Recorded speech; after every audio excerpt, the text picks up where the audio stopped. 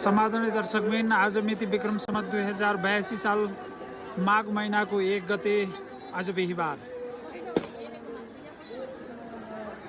जय श्री माधव नारायण। आज म साली नदी किनारमा आएको छु। यति बेला विशेष गरी साली नदीमा स्नान गर्नको लागि पूजा व्रत या भनौँ चाहिँ मनन चिन्तन र भ्रमणको लागि आज माघ 1 गतेको यस पावन अवसरमा म साली नदीमा आएको छु। दर्शकबिन, हामी आदरणीय व्यक्तित्वहरू, भक्त सज्जनहरू साली नदी किनारमा हामी यति बेला रहिरहेका छौँ। यो साली नदीको पवित्र भूमिमा, पवित्र धाममा म यति बेला रहिरहेको यो दृश्य मैले तपाईँहरूलाई देखाइरहेको छु। यो काठमाडौँको चाहिँ शङ्करापुर चाहिँ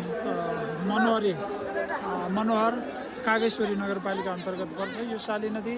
नदी त्यहाँबाट बगिरहेकी छन्, देख्नु भएको छ तपाईँहरूलाई। मैले जुम गरेर देखाइरहेको छु। विभिन्न ठाउँबाट हेरिरहनु भएको छ। आज माघ 1 गते चाहिँ भक्तालु श्रद्धालुहरूको यो घुइँचो रहेको छ। यो घुइँचोलाई मैले तपाईँहरूको बिचमा देखाइरहेको छु।